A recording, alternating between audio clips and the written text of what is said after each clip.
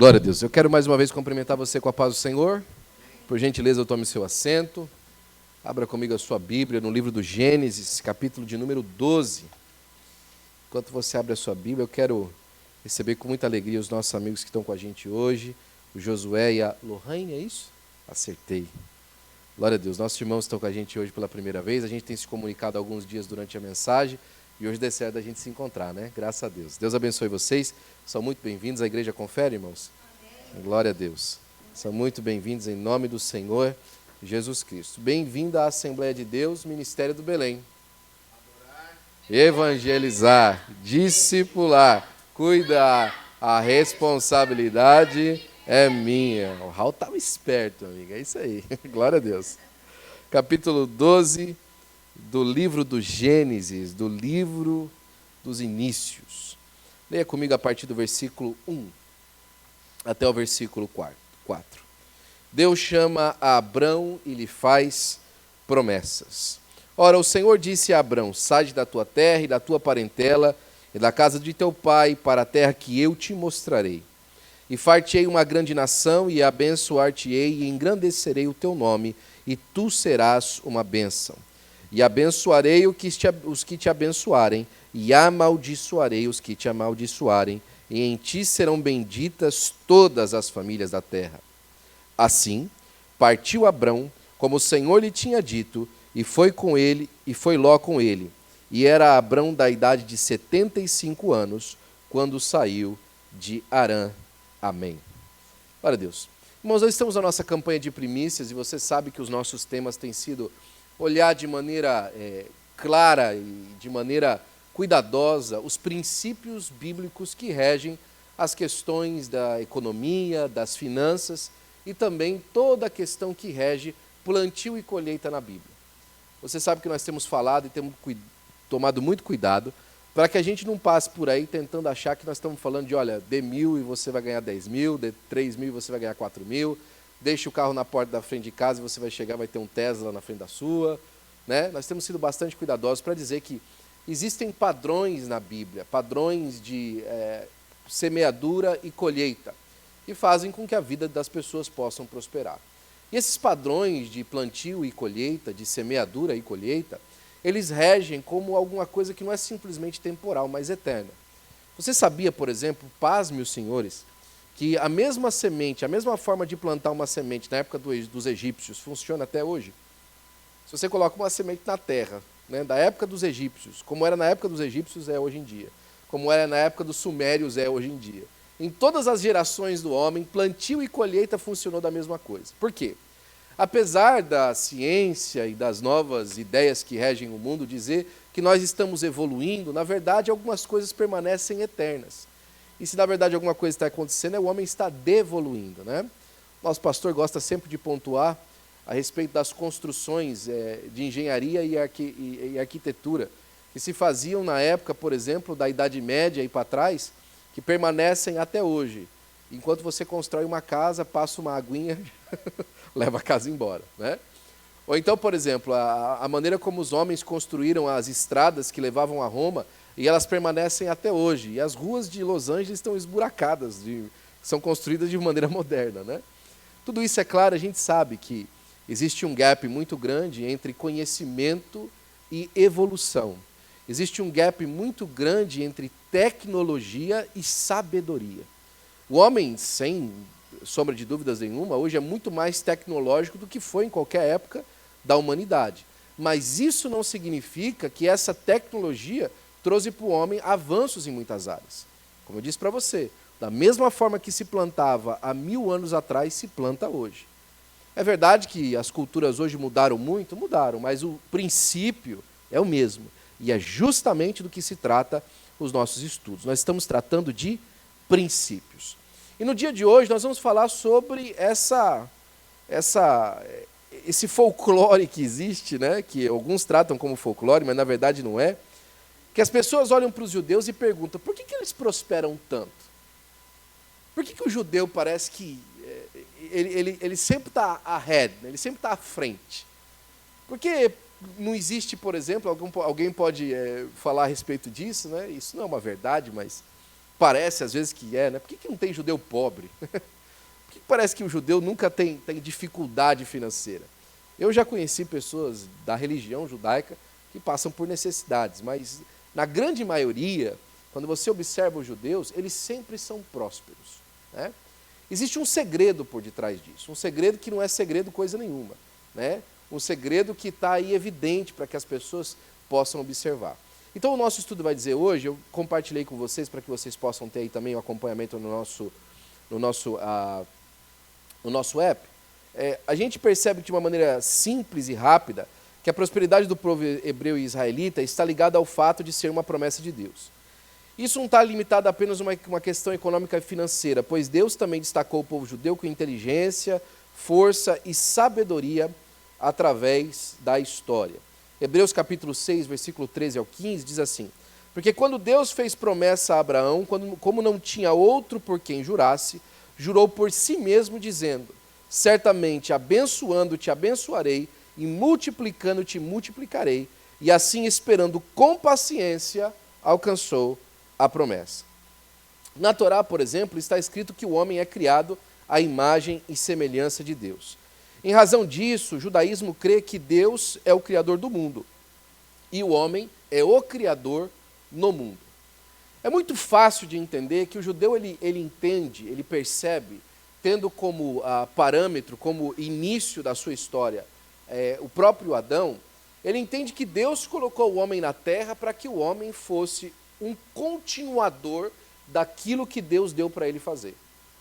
O judeu não olha para si, dentro, lógico, de uma fé ortodoxa judaica, não estou falando aqui de cabala, nem de qualquer outro tipo de Torá ditado, estou dizendo para você do judeu ortodoxo, aquele que tira do Velho Testamento a sua percepção de mundo, a sua ideia de mundo, a sua realidade do que significa ser um homem na terra. Ele sabe que ele não está na terra apenas para bater pestana e para ter prazer nas coisas que ele faz, né? Aliás, isso tem voltado muito no século XX, no final do século XX, início do século XXI, toda essa ideia do hedonismo, a vida para que você alcance prazer, a vida com o prazer em perspectiva. E a vida com prazer em perspectiva, ela é muito medíocre.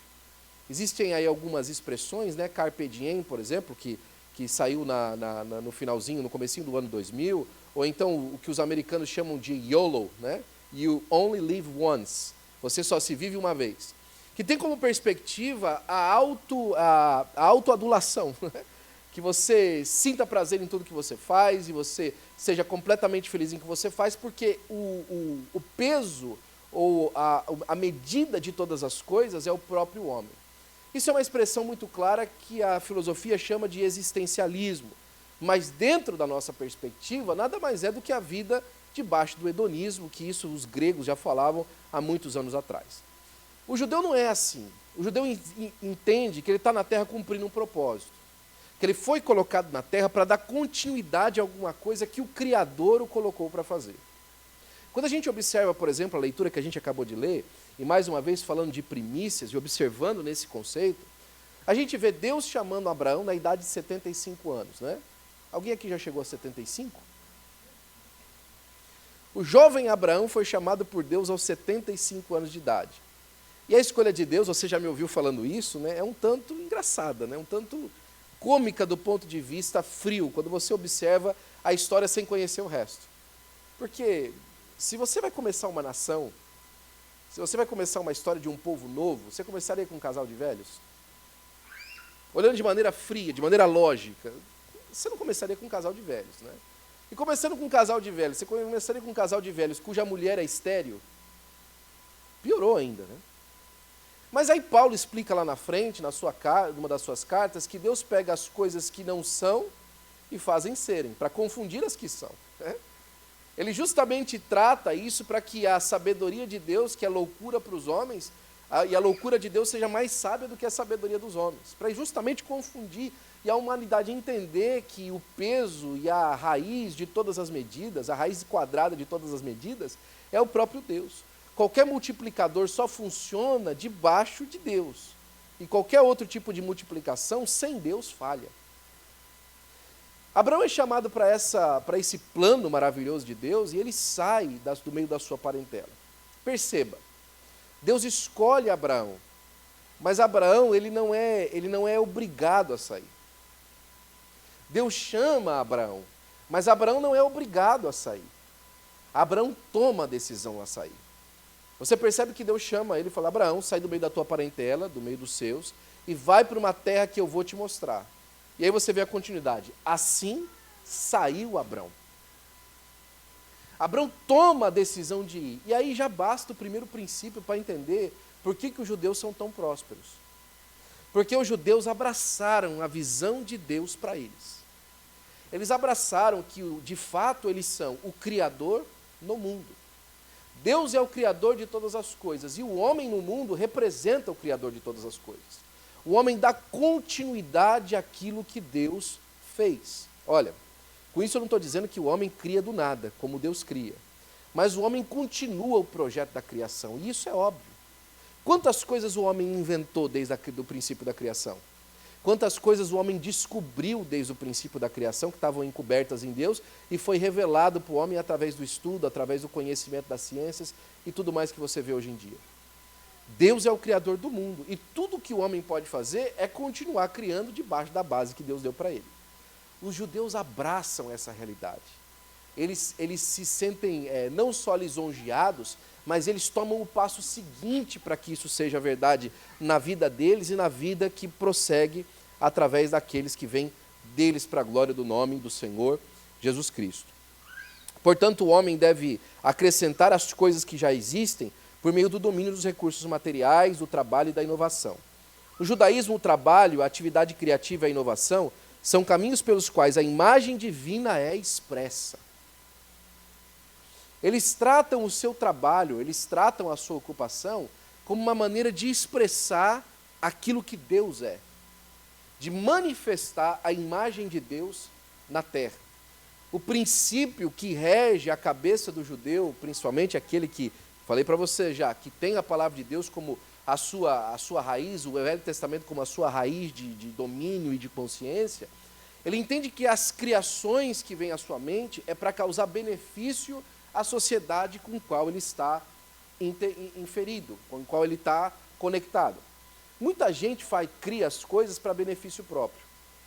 Muita gente tem uma ideia para que ele consiga ganhar mais dinheiro, para que ele consiga avançar na sociedade, mas o que o texto está dizendo para a gente, o que esse estudo está trazendo à luz para a gente, é que aquele que percebe que Deus tem um plano na terra, ele usa a sua inteligência para avançar o plano de Deus na terra. Ele usa o seu trabalho para avançar o plano de Deus na terra. Ele pega as suas forças para saber que, se de alguma forma ele pode servir a sociedade em que ele está inserindo, de forma que através daquele trabalho as pessoas entendam que há um Deus criador de todas as coisas. Isso é maravilhoso, não é? Ele não simplesmente olha para si e fala assim: eu preciso de ser milionário. Ele entende que ele servindo ao propósito de Deus na terra, ele certamente vai ser bem remunerado, ele vai alcançar alguma coisa. Por mais que a gente ache difícil isso quando a gente olha um banqueiro que cobra juros horrendos, muitos desses banqueiros que hoje são bilionários, eles começaram trazendo empréstimo às pessoas que necessitavam para começarem grandes empreendimentos. E com isso eles foram abençoados tremendamente, porque o recurso que eles investiram voltou para eles. O recurso que eles deitaram sobre alguma coisa voltou para eles, com o propósito de fazer eles mais ricos daquilo que eles tinham. O propósito, então, é, primeiro, entender o que é que Deus está fazendo sobre a terra. O que é que Deus quer fazer sobre a terra? E como o meu trabalho, aquilo que eu sou, o meu dia a dia pode contribuir com isso. E alguém pode estar pensando: você está falando de ministério de novo, pastor? Não, eu estou indo muito além disso. Eu estou dizendo para você que o seu trabalho secular é uma extensão do seu ministério para Deus. Que o seu dia a dia nessa terra é uma extensão, ou então é de fato aquilo que você está fazendo de ministério para com Deus, o seu serviço para com Deus. Olha que interessante isso. Certa vez o pastor Marco Paulo ensinou isso para a gente lá na sede, e isso marcou bastante a minha vida, que até hoje eu não esqueci. Ele fala assim que o judeu em comunidade, ele entende que o seu trabalho, a sua habilidade, por exemplo, se ele é um ferreiro, se ele é um marceneiro, se ele é um carpinteiro, como foi José e o nosso Senhor Jesus, o seu trabalho é para servir a sua comunidade local. Ele não é carpinteiro para si. ele é carpinteiro para as pessoas que moram na sua região, no seu vilarejo. Por isso é aquele velho ditado, né? Casa de ferreiro, espeto de pau. Porque o ferreiro não é ferreiro para si, ele é ferreiro para o lugar onde ele está. E muitas vezes, sendo ferreiro para o lugar onde ele está, a sua casa não tem ferro, tem madeira. Por quê? Porque enquanto o ferreiro serve a comunidade, o marceneiro serve a casa do ferreiro. O marceneiro podia até talvez falar a mesma coisa, né? Casa de marceneiro, cadeira de ferro. Porque ele está na comunidade também para servir aqueles que estão em volta. Nesse sentido, alguém pode começar a pensar em alguma coisa, né? É isso que rege o comunismo. Não, o comunismo não tem nada a ver com isso. Isso rege uma percepção de que a nossa vida não existe sem a vida do próximo. E a nossa vida nessa terra é servindo ao próximo, de novo, avançar a agenda de Deus. Perceba o que Deus estava falando no convite para Abraão quando ele sai. Abraão, sai do meio da tua parentela, eu vou fazer de você uma grande nação, e em você, Abraão, vão ser benditas todas as famílias da terra. Ou seja, Abraão, se você me obedecer, quem vai desfrutar da bênção são todas as famílias da terra. Olha o que ele está falando. Ele falou assim, Abraão, não é só você que vai ser uma bênção. Lá na frente ele fala, Abraão, você vai ser uma bênção. Mas ele está dizendo o seguinte, olha, Abraão, se você fizer o que eu estou lhe mandando, todo mundo vai ser beneficiado. E só quer saber, Abraão, quem te abençoar, eu abençoo. Ou seja, quem procurar o seu bem, Abraão, para que você consiga cumprir o seu propósito, vai ser abençoado por mim. E quem amaldiçoar você, te impedindo de cumprir o seu propósito, por mim vai ser amaldiçoado. Deus, ele linka a vida de Abraão com todas as pessoas que viviam no mundo, e todas as pessoas que viviam no mundo, que tivessem acesso a Abraão, ele linka com ele. Essa percepção para o judeu, principalmente nesse início de estudo que nós estamos tratando, era de fato a base para tudo aquilo que ele ia viver dali para frente. Era a base para tudo aquilo que ele ia ver e observar dali para frente. No judaísmo a gente já falou isso. As crianças são ensinadas a olhar sempre com uma ponta de desconfiança para aquilo que todos acreditam. Isso é outra coisa que o judeu ele sempre faz. Ele sempre ensina os seus filhos a observarem todas as coisas em volta de maneira crítica. Não abraçar tudo de uma vez. Por exemplo, se a criança ela tem uma mente crítica, não para criticar no sentido de achar ruim, mas de observar e tentar achar qual que é o conhecimento de Deus que está sendo revelado através daquilo, ele sempre vai tomar boas decisões. Outro detalhe, por exemplo, é que o pensamento acerca que eles têm da abundância. Todo judeu é ensinado a dividir tudo o que ganha de forma tríplice. Ele é ensinado a que ele precisa de ter pelo menos 1/3 para viver a sua vida, ele precisa de ter 1/3 para reservar e investir, e ele precisa ter 1/3 para fazer o bem, investir na vida das outras pessoas. Você percebe que você tem, quando uma árvore ela dá fruto, a gente já falou bastante disso esses dias, né? Quando uma árvore dá fruto, se você come todos os frutos da árvore e você não guarda alguns, primeiro você não tem para depois você comer, porque você comeu tudo de uma vez. E se você não tem algum destino para sementes, você está fadado a, daqui a algum tempo, passar fome. Então você tem que entender que quando você... está comendo alguma coisa, quando você é colocado à disposição de ter acesso a uma árvore, você tem que entender que parte dela tem que ser uma parte de investimento. A outra é para a sua alimentação. E a outra parte é para observar o futuro. Eu falei esses dias atrás, você me lembra dizendo que a coisa mais sem propósito que existe é uma melancia sem semente. A gente ama melancia sem semente, não é verdade? É uma beleza quando inventaram aquilo, a melancia sem semente. A melancia sem semente é um fracasso. É um grande fracasso. Porque se você estiver comendo a última melancia sem semente, você nunca mais vai ter melancia. Acabou. Aquilo que faz a melancia ser um projeto que vai sempre ser bom para nós é o fato dela ter semente. Amanhã ou depois vai ter outra raiz de melancia e você vai ter acesso novamente a uma melancia que vai fazer muito bem. Né? Né, Nádia? Né, meu amor? É isso aí, fica aí quietinha.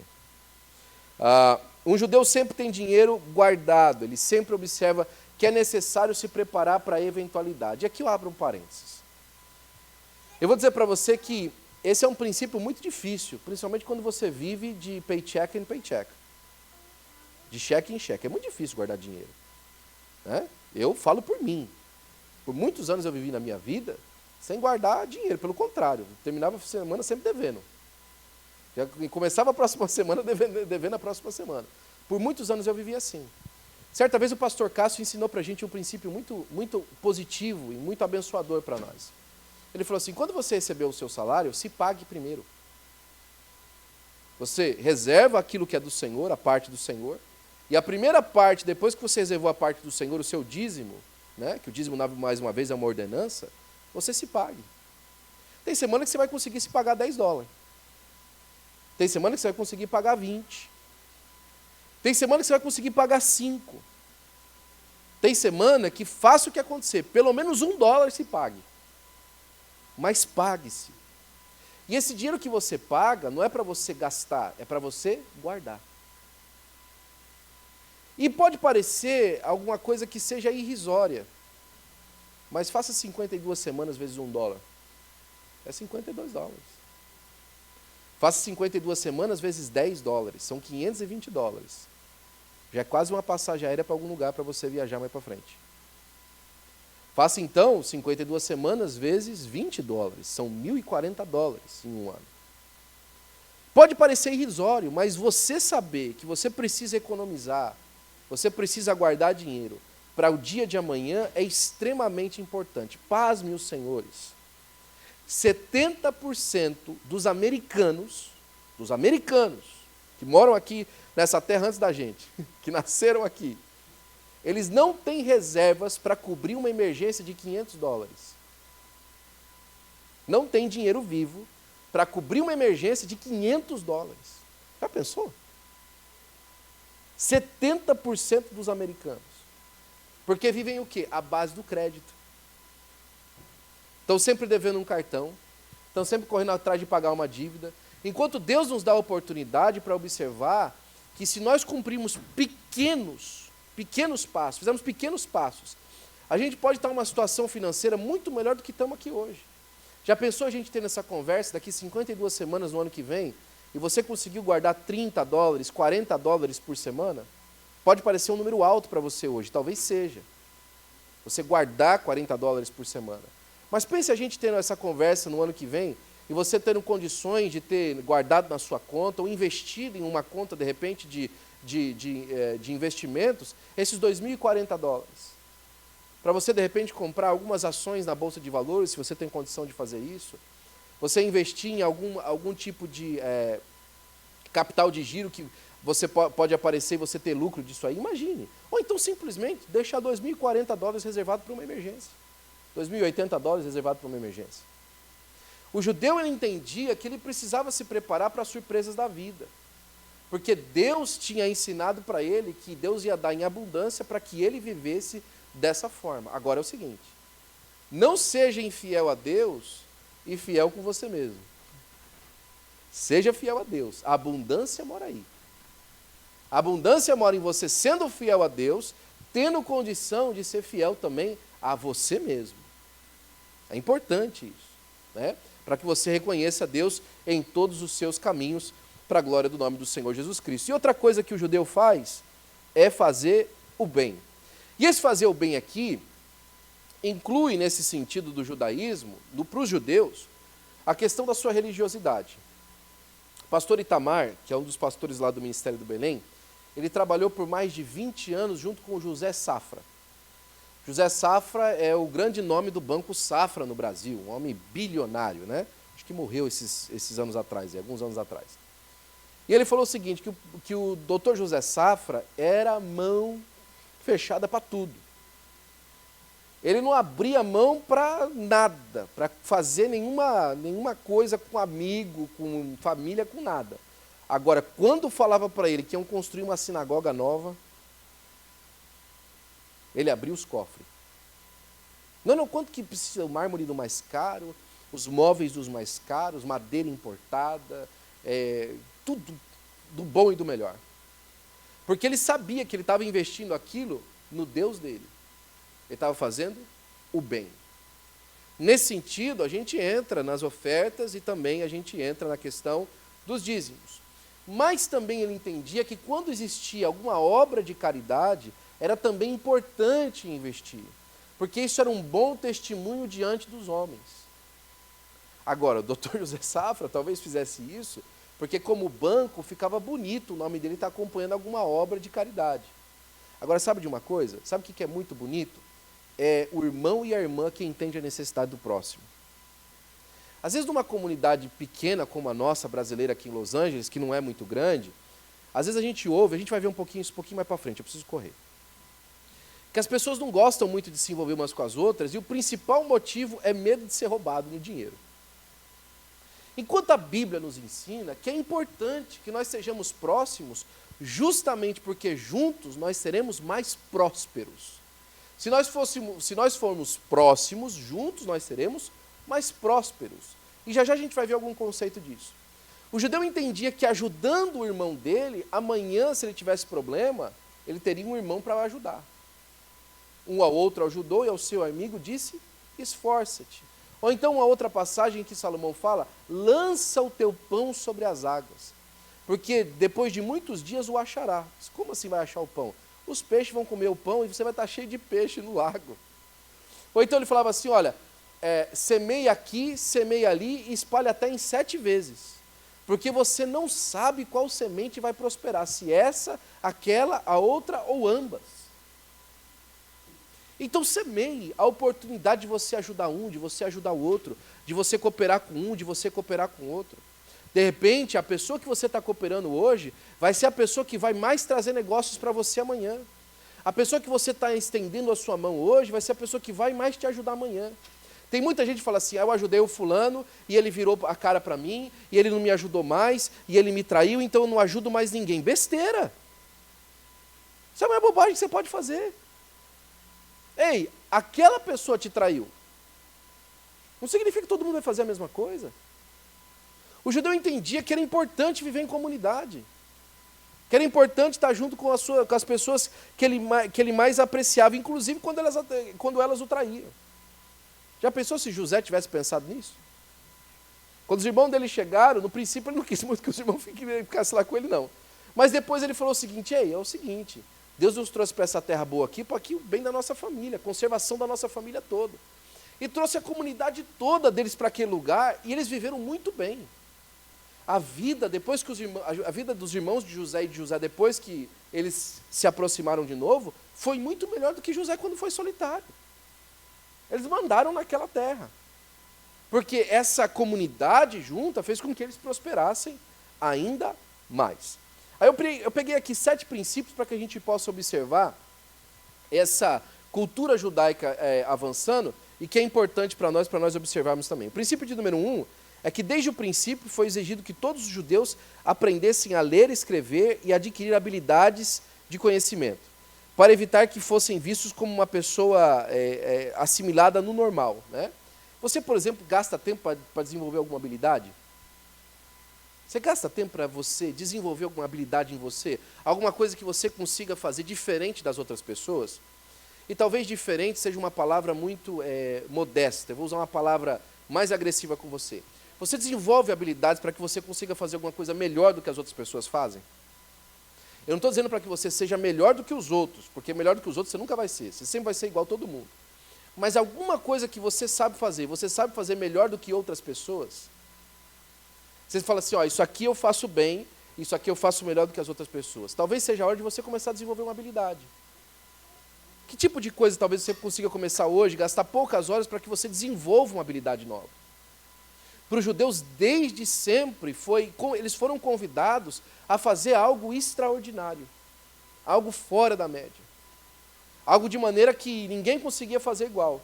Isaac, por exemplo, ninguém cavava poço como ele. Todo poço que Isaac cavava, está lá na sua Bíblia, batata, tinha água.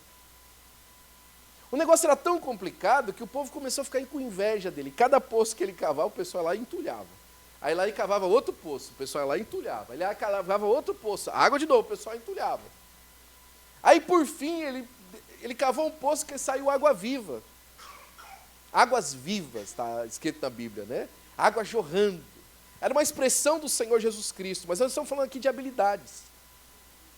Então, naquela vez que ele cavou água, saindo água viva, sabe o que os inimigos vieram fazer com ele? Vieram fazer pacto. Ó, é o seguinte, Isaac, vamos fazer uma conversa aqui? É o seguinte, tudo que você põe a mão prospera, meu amigo. Então, né, vamos tratar aqui de fazer um acordo, tal, para não dar problema para a gente. Tal. E Jacó? Que o gado de Jacó se reproduzia mais do que todos os do tio dele, de Labão. Lembra disso? Que ele ainda descobriu uma estratégia para fazer como é que o gado ia produzir mais.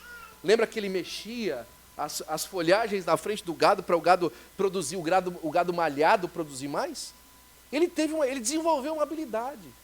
Por exemplo, tinha muita gente que tocava harpa em Israel, mas ninguém tocava harpa como Davi. É isso que eu estou dizendo para você. Que tipo de habilidade você consegue desenvolver hoje? O que você pode fazer que é diferente? Como é que você começa a fazer isso? Descubra, vá atrás. Talvez Deus quer usar isso para mudar a história da sua vida e da sua família. Se você ainda tem menos de 75 anos de idade, dá tempo.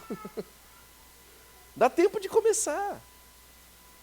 Vai para o YouTube, se matricula em uma escola qualquer. Vai atrás. De repente Deus vai fazer dessa habilidade nova algo que vai mudar a história de outras pessoas, de outras vidas, do reino de Deus na terra. Talvez isso seja uma porta de acesso a muita gente conhecer o Senhor Jesus Cristo através disso aí. O princípio número 1 é que eles não ficavam sossegados com o conhecimento atual. O que mais eu posso conhecer? O que mais eu posso descobrir? Para onde mais eu posso ir? O que mais eu posso aprender para impulsionar aí à frente? Outra coisa que eles faziam, eles estudavam a Torá como base de todo o conhecimento. E a Torá se formou como base da constituição de cada país ocidental, devido à sua correção moral, ética e justiça. Você faz questão de estudar os livros da Bíblia, entender a mensagem que ele traz como um todo? Você se debruça ao conhecimento da palavra de Deus, né? Você gasta tempo com Deus.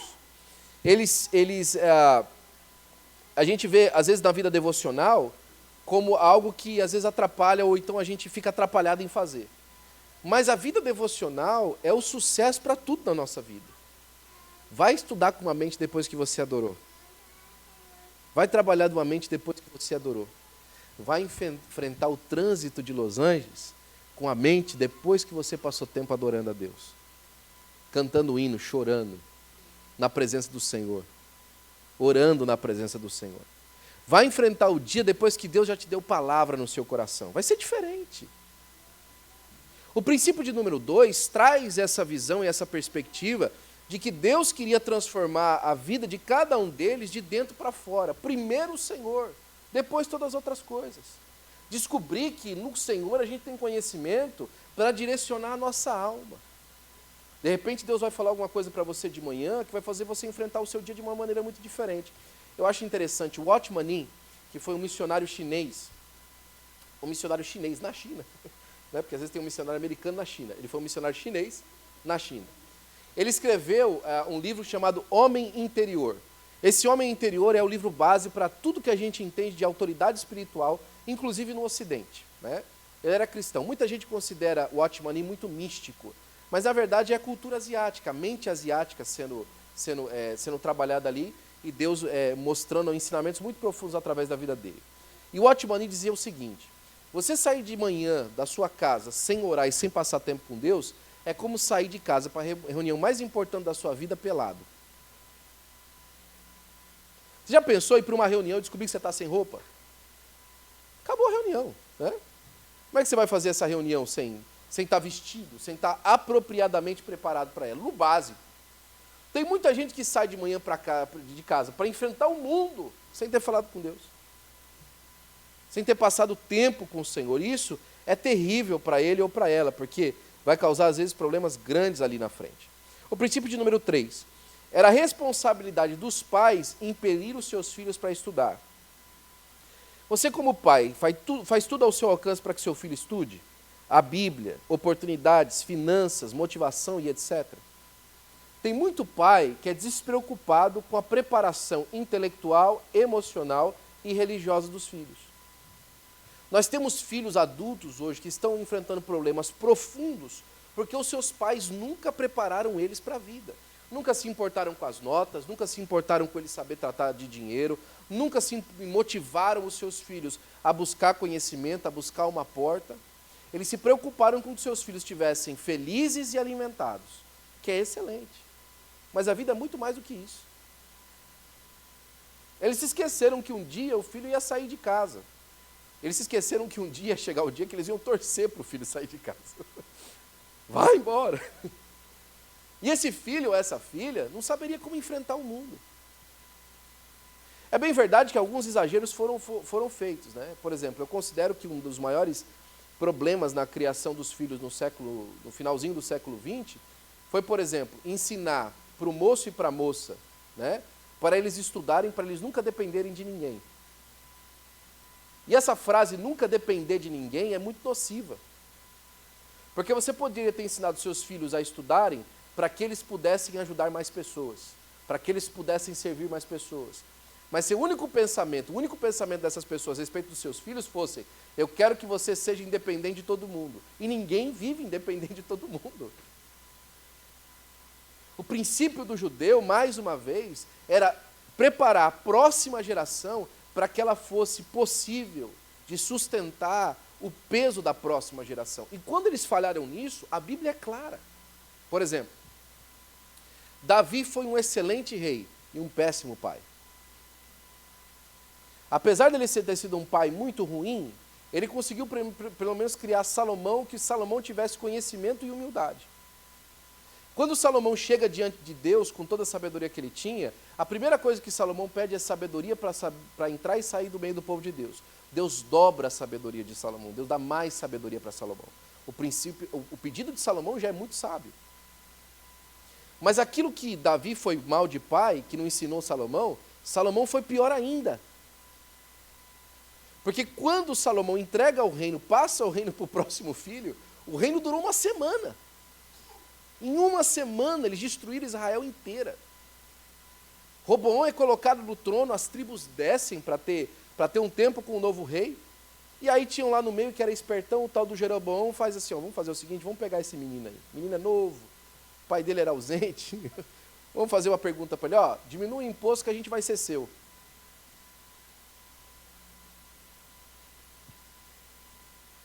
Diminui o imposto que a gente vai ser seu. E aí ele falou o seguinte: olha, é o seguinte, meu pai castigou você com chicote, mas eu vou castigar você com escorpião. O meu dedo mindinho vai ser mais pesado que os lombos do meu pai. Naquele dia ele perdeu 10,5 tribos de uma vez só. Porque não foi preparado para a próxima geração. Ele achou que o reinado era a respeito dele. O pai dele não ensinou ele que o reinado era a respeito do povo. A posição dele era excelente, mas o conhecimento para aplicação era zero. Prepare os seus filhos. Prepare a próxima geração para enxergar as pessoas, para enxergar a necessidade de onde ele está. Existe uma coisa muito interessante, né, que alguém falou de negócios. Olha, se o tempo tá de choro, é um excelente tempo para vender lenço. Apesar da oportunidade talvez ser fria, peraí, quem está chorando não precisa de lenço? Você está servindo. Apesar de parecer uma conotação fria, o fato é que o judeu tentava ensinar a próxima geração a observar as oportunidades. Não foi assim com José? Vai vir uma fome no mundo, o que nós vamos fazer? Ah, sei lá, vamos passar fome, né? Não, nós vamos nos preparar para a fome. É o seguinte, ó, faz celeiro grande, para a gente guardar os grãos lá dentro. A fome vai vir, vamos observar o que é que a gente pode fazer. E quem foi que ensinou isso para José? O pai dele, Jacó. Jacó não era bom de multiplicação? Jacó não era bom de cuidado da agricultura e agrônomo? Ele passou isso para o filho dele. A Bíblia diz que, aliás, né, Jacó deveria ter ensinado o filho mais velho. Ele acaba ensinando José essas coisas, por isso a capa colorida, inclusive. E isso faz com que José se destacasse no meio até mesmo da terra da sua aflição. Invista nos seus filhos para que eles conhecem mais. Princípio de número 4. Os eventos traumáticos fizeram com que os judeus estudassem, né? Esdras capítulo 7, versículo 10, fala que Esdras foi conhecer a palavra de Deus para poder ensinar para o povo. Você pode transformar a sua experiência traumática em uma oportunidade para estudar e aprender e não passar mais por isso? Tem gente que vive de situação traumática em situação traumática. Vive de tropeço em tropeço. Espera aí, para. Usa as situações contrárias da sua vida para aprender como não passar mais por isso. Né? Eu vou contar aquela lá, Ana, depois você briga comigo. Certa vez eu e a Ana estávamos num ano muito difícil. Não sei se você sabe que aqui tem um tal de overdraft, que é aquele valor que você paga quando a sua conta não consegue cobrir uma conta que bateu no cartão. Então, por exemplo, se você tem $2 na sua conta e você passa 3, o banco paga os seus 3. Você fica devendo 1 e ele te cobra 35 em cima. Então você fica com 36 devendo o banco. Teve um ano que a gente pagou tanto overdraft que eu não vou contar quanto que é não, para não assustar o povo. Mas foi muito dinheiro. Muito dinheiro, um absurdo de overdraft. E toda vez que aquilo acontecia, causava um mal entre eu e a Ana. A gente começava a discutir. Porque a culpa foi sua, porque você não viu o que eu paguei, porque você não viu o que eu coloquei, porque isso aqui não aconteceu e tal. E a gente gastava tempo se degladiando, falando um para o outro, que o outro que tinha culpado, que o outro que tinha feito. Um dia eu estou falando com ela e de repente eu tive uma ideia maravilhosa na minha cabeça, como veio do céu. Eu falei, por que eu estou brigando com você? Meu problema é dinheiro. Eu não estou com problema com você. Você é minha mulher, eu te amo. Nós moramos juntos já há muito tempo. Nós vivemos juntos já há muito tempo. Eu casei com você, você casou comigo, nós estamos tão bem. Por que eu estou brigando com você? Meu problema é dinheiro. O que eu preciso fazer é aprender a administrar meu dinheiro. Eu não preciso ficar brigando com você. Né? Sabe o que aconteceu? Eu acho que se a gente pagou mais 2 vezes o overdraft depois daquilo é muito. Situações traumáticas que você tem que, peraí, você tem que parar de passar por isso. Como é que você aprende? Primeiro, que tipo de situação é essa? É uma situação para te causar mal ou uma situação que você pode tomar aprendizado daí? É uma situação que você precisa de passar, continuar passando, ou você pode parar de passar? Vai estudar, vai aprender. Como é que eu não passo por isso aqui mais? Como é que eu evito essa situação mais? No caso de Israel, eles não queriam mais ser exilados. Como é que a gente não é mais exilado? Gente, o que levou a gente para o exílio foi porque a gente não observou a lei de Deus. Então o que nós vamos fazer? Gente, vamos aprender a lei de Deus, para a gente não passar mais por isso. Neemias, por exemplo, falou assim, gente, vocês não estão vendo a situação que está a cidade?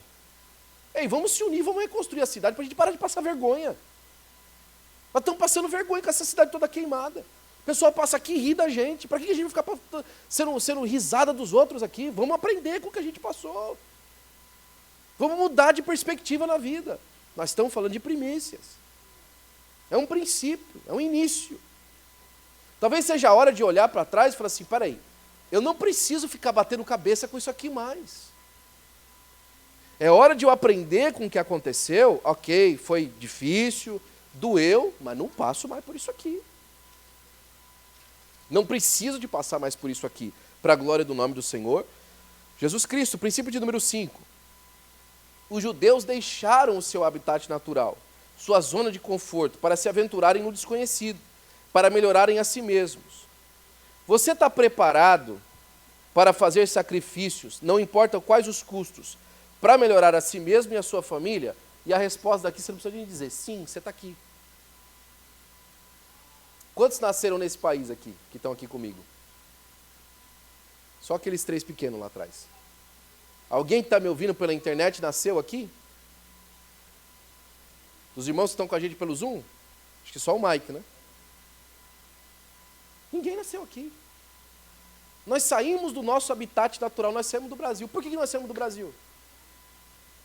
Se eu perguntar aqui, de 10 pessoas, 9,5 vai falar para mim que saiu do Brasil por conta de uma condição melhor, para buscar uma condição melhor, para buscar um futuro melhor, para descobrir o melhor para viver. Pois é, então, você está preparado para fazer isso. Agora, tem vezes que a gente sai de uma zona de conforto para se acomodar em outra. Saiba que se você veio para cá, é hora de você se chacoalhar e ir atrás mesmo. Falando nisso, eu quero sempre lembrar você, me entenda bem, não abandone o Senhor. Não abandone as coisas de Deus, mas é hora de você dar um sprint maior. É hora de você entender que existe uma necessidade maior. uma necessidade premente, sair do seu lugar de conforto.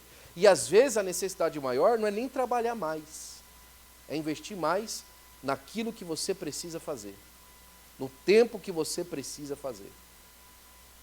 É investir mais no seu conhecimento, é investir mais na sua comunhão com Deus, é investir mais no seu tempo com o Senhor e, por muitas vezes, com certeza, investir mais no seu trabalho. É hora de você ir além. Né? Toda vez que passa de um trimestre para o outro da faculdade, as primeiras 2, 3 semanas é tempo de estudar mais. Depois que eu vi que as notas começaram a andar melhor, aí eu já deixo um pouquinho mais de lado. Né? As notas já estão mais ou menos entendidas, já entendi a matéria no maior, beleza. Aí eu vou me dedicar normalmente às outras coisas. Porque tudo na vida é assim. Até você ter as coisas sob controle, você investe mais tempo. O problema é que as pessoas investem mais tempo, deixam as coisas sob controle, e aí ficam só vivendo nas coisas que estão controladas. Não, você vai gastar tempo agora em outras coisas que não estavam sob controle. O fato é que você não pode se deixar acomodar e perceber que as coisas vão ficar naquele lugar que elas precisam. Você sempre vai precisar estar observando se a sua zona de conforto não está atrapalhando o seu crescimento. Principalmente para levar a sua família a um lugar melhor. Te dou um outro exemplo aqui para a gente ir para frente no caso das crianças. Né? Esses dias atrás, percebi alguma coisa diferente do comportamento, principalmente agora nas férias deles. Fui dar uma olhada para ver como é que estava o nosso tempo de oração. Com as crianças. Fui dar uma olhada para ver como é que estava o tempo de leitura da Bíblia. Ontem fui lá e comprei um livro para o Noah ler, um livro devocional. Para ele ter para ler. E eu estou checando com ele para ele ler de manhã. Você acha que a criança acorda todo dia com vontade de ler aquele livro? Você acha que a Sara acorda todo dia de manhã com vontade de ler a Bíblia? Você já imaginou a criança acordando todo dia feliz? Eu vou ler o livro. Não, não vai. Só que vai ler o livro. Ele vai ler aquele livro devocional. Eu vou fazer perguntas para ele depois. Eu vou tentar ser de maneira mais agradável e positiva possível para fazer com que ele goste do livro. Mas no dia que os meus métodos agradáveis falharem, os meus métodos, entre aspas, por favor me entenda, com todo o perdão da palavra, os meus métodos mais grosseiros vão fazer com que ele entenda que ele precisa de ler aquele livro. Que ele precisa assimilar o conhecimento que aquilo está passando. Porque hoje aquele conhecimento talvez pode entrar goela abaixo, mas amanhã, como é a palavra de Deus, vai trazer vida de dentro para fora. É assim que funciona. Tirar da zona de conforto. Tudo é tadinho, tudo é coitado. Não, mas é criança. A criança vai crescer. Pastor, vai crescer traumatizado. Não vai não. Não vai não. Vai crescer conhecendo Bíblia. Vai crescer na palavra. Principalmente porque a minha intenção quanto à criação deles não é hipócrita. Ele está me vendo orando, ele está me vendo lendo Bíblia, ele está me vendo me dedicando a Deus. Então, quando eu falo para ele sobre a dedicação para Deus, eu aponto para aquilo que já trouxe benefício para mim. E aí a zona de conforto, ela mostra que o pai não está exigindo uma coisa para que ele fique no bem bom. Ele está fazendo com que todo mundo caminhe junto para a glória do nome do Senhor Jesus Cristo. Amém? Estamos quase terminando. Princípio de número 6. Por causa da forte identidade dos judeus, fundamentada em sua fé, eles identificaram e apoiaram uns aos outros nos negócios globalmente.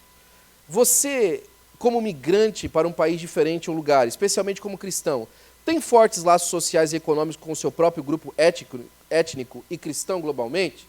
Aqui vem um negócio que é fundamental e parece que aqui é uma barreira. Tem muita barreira aqui nesse lugar. Não na nossa igreja, graças a Deus. Deus tem abençoado o nosso povo. Mas nesse lugar tem uma barreira muito grande. O brasileiro não gosta de estar perto de brasileiro. O cara arruma uma igreja americana para congregar, não fala inglês, só para não estar perto dos irmãos brasileiros. Sabe porque o brasileiro rouba um outro. Porque o brasileiro é desonesto. Fale de você. Fale de você mesmo. Ei, seja você a mudança disso. Seja você o investimento dos seus irmãos brasileiros, principalmente os seus irmãos na fé brasileiros. Compartilhe, abençoe, faça as pessoas crescerem. Sabe um negócio bonito que eu vi logo quando começou a segunda leva de brasileiros que chegaram aqui entre 90 e 95. Teve várias vezes, né? A primeira leva foi na década de 80. Chegou uma pancada de brasileiro lá em Massachusetts. Depois de 90 a 95, foi uma grande parte para a Flórida. Aí depois, agora, dos anos 2000, entre 2010 até agora Ohio, por exemplo, está recebendo bastante brasileiro. Então, é cíclico e para onde eles vão, né?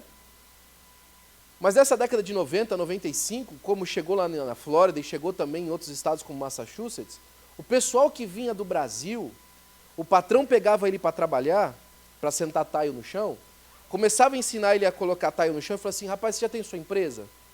Não, não tenho. Eu vou te ensinar a abrir uma empresa.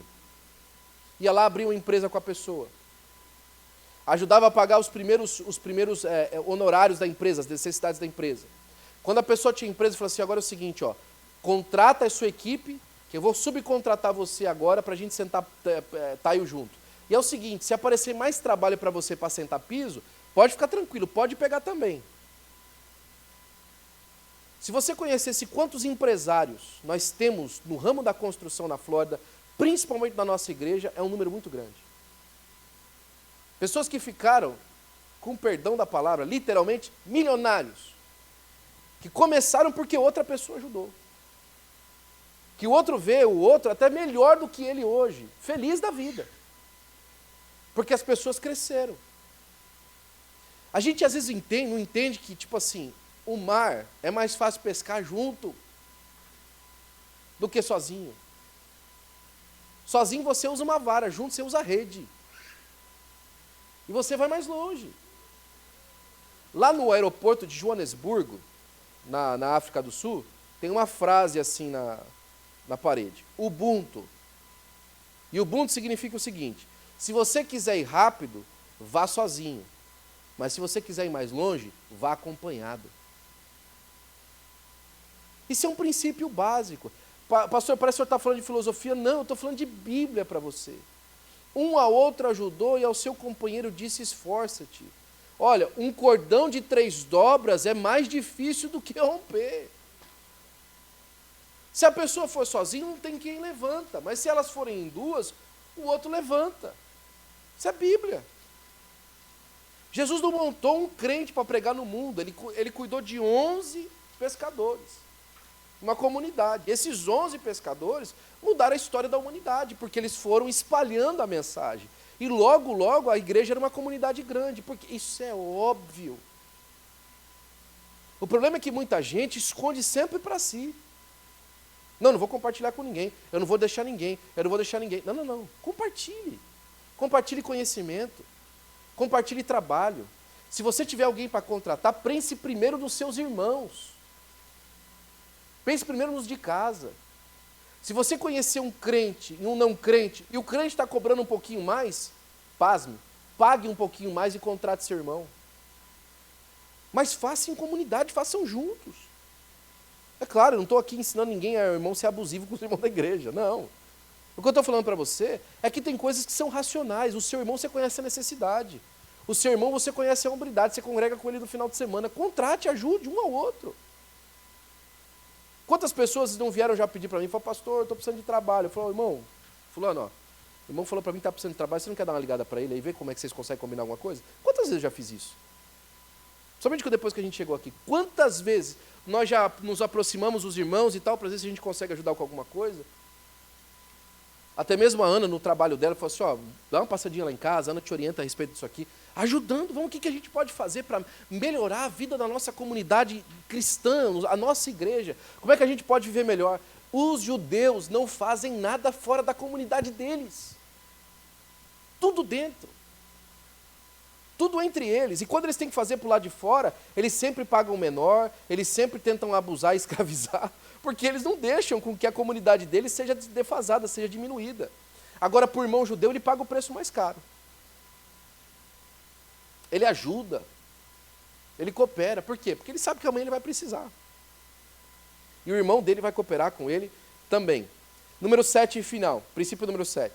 A caridade e a cultura israelense impulsiona e patrocinada pelo governo judeu, de maneira individual no mundo inteiro, é a partir daquilo que a Torá diz para eles, né? eles doam para estudantes dispostos a estudar, não importa quão pobre você seja, você ainda doa. Será que nós cristãos observamos aquilo que está sendo ensinado para nós? A gente tem apoiado os necessitados para que eles próprios possam ser abençoados? A gente tem cooperado com as pessoas em volta de nós para vê-las crescerem? Eu não estou dizendo para você agora, simplesmente na compartilhamento de bens ou compartilhamento de trabalho. Eu estou falando, se você vê uma necessidade premente do seu irmão, você entende que você precisa de cooperar com ele? Mateus capítulo de número 10, versículo 40 ao 42, a gente está terminando por aqui. O Senhor Jesus Cristo, ele, dizendo aos seus discípulos, ele falou assim, olha, quem vos recebe, a mim mesmo recebe. Quem vos recebe, a mim mesmo recebe. Falando para os seus discípulos, né? E quem recebe a minha pessoa, recebe aquele que me enviou. Quem recebe profeta, por reconhecê-lo como profeta, receberá a recompensa de profeta. Você entende o que ele está falando aqui? O que ele está falando? Quando você entende que você está recebendo alguém por causa do nome de Jesus, você recebe o próprio Jesus.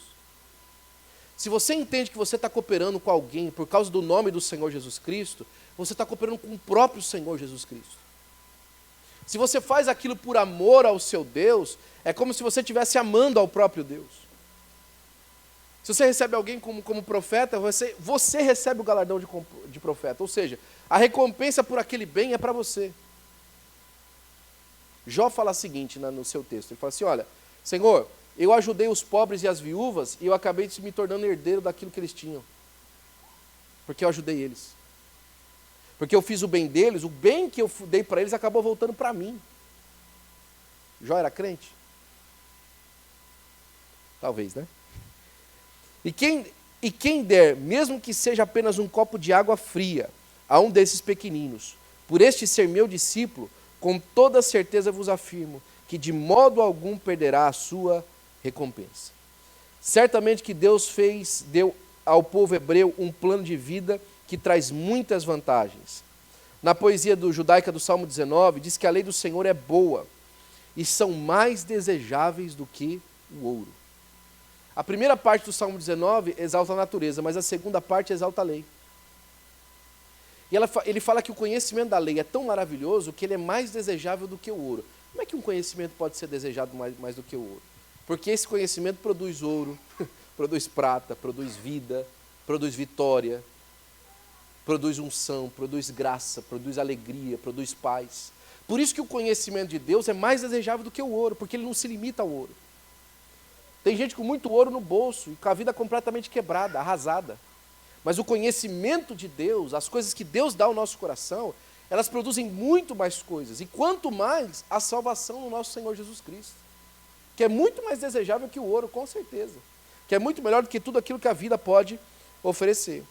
Essa certeza fez com que os israelitas confiassem mais na instrução de Deus do que na sua capacidade de gerar riqueza e serem bem-sucedidos. Seguir a instrução de Deus é o caminho mais seguro para uma vida abundante. O caminho mais seguro para que você possa alcançar abundância em Deus é seguir o caminho que Deus te dá. O que fez com que os judeus alcançassem abundância na sua área financeira, econômica e na sua vida familiar. Olha como os judeus são bem estabilizados na família também. São famílias fortes, famílias bem estruturadas, como se fala pouco de divórcio no meio dos judeus. O pastor Davi Moreno falava nessa tarde, eu vou terminando por aqui, que a porcentagem de judeus com ensino superior, a porcentagem de pessoas da linhagem judaica com ensino superior é de 70%. 70% dos judeus, de 70% a 80% dos judeus, ele falou, tem ensino superior. A outra próxima etnia que mais chega perto é 40%. Você já imaginou? Conhecimento.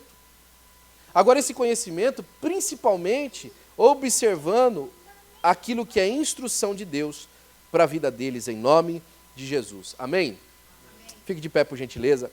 Nós vamos fazer uma oração terminando o nosso culto e oferecendo o mês de maio diante do Senhor. Se você quer vir à frente apresentar a sua oferta em o mês de maio, eu quero convidar você. Vem aqui à frente, nós vamos orar por você. Não importa se você já entregou oferta, se você não vai entregar oferta, você vai vir à frente com uma consagração ao mês de maio na sua vida, né? Então vem para cá para nós orarmos juntos e consagrarmos o mês de maio para a glória do nome do Senhor Jesus Cristo. Amém? Glória a Deus. Pai, nós te damos graças, Senhor, pela instrução da tua palavra, Senhor Pai, por aquilo que o Senhor nos ensinou, Senhor Pai, através do conhecimento que nós temos da tua palavra. Senhor Pai, nós apresentamos diante de Ti, Senhor Pai, as nossas ofertas, ó Senhor Pai, sejam elas em espécie, Senhor, ou nosso coração, diante do Senhor, sabendo que o Senhor nos trouxe aqui, ó Deus, para que nós ofertássemos diante do Senhor, Pai, a nossa vida, confiando, recebendo essa palavra, Senhor, e os princípios que ela nos demonstram, Senhor Pai, para que nós possamos andar em novidade de vida. Senhor Pai, nós sabemos que esse ano o Senhor tem para nós coisas maravilhosas, ó Pai, e nós estamos plantando, Senhor, as nossas sementes, as nossas pequenas sementes, ó Pai, nessa terra boa, Senhor Pai.